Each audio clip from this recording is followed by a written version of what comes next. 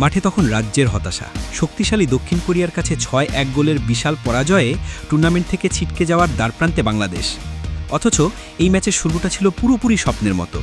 ম্যাচের ১৪ মিনিটে তৃষ্ণার দুর্দান্ত গোলে বাংলাদেশ এগিয়ে গিয়ে কাঁপিয়ে দিয়েছিল শক্তিশালী কোরিয়াকে। মনে হচ্ছিল আজ নতুন ইতিহাস লেখা হবে। কিন্তু সেই স্বপ্ন দুঃস্বপ্নে পরিণত হতে বেশি সময় লাগেনি। কোরিয়ার একের পর এক আক্রমণে তাসের ঘরের মতো ভেঙে পড়ে বাংলাদেশের রক্ষণ।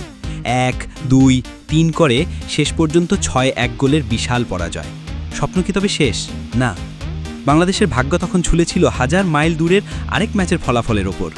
বাংলাদেশ সেরা ৩ রানার্স আপ হিসেবে এশিয়ান কাপে কোয়ালিফাই হতে হলে চীনকে লেবাননের বিপক্ষে জিততে হবে। সারা দেশের চোখ তখন সেই ম্যাচের আপডেটে। প্রতিটি সেকেন্ড যেন এক একটি ঘন্টা। এবং সেটাই হলো। চীন ৮-০ গোলের এক অবিশ্বাস্য জয় তুলে নিল। আর সাথে সাথেই খুলে গেল বাংলাদেশের ভাগ্য। গোল ব্যবধানে লেবাননকে পেছনে ফেলে ৬-১ গোলে হেরেও প্রথমবারের মতো অনূর্ধ্ব-২০ নারী এশিয়ান কাপের মূল পর্বে জায়গা করে নিল বাংলাদেশ। এটাই ফুটবল, এটাই অদম্য বাংলাদেশের চেতনা। অভিনন্দন বাংলাদেশ মহিলা ফুটবল টিমের প্রতিটি সদস্য।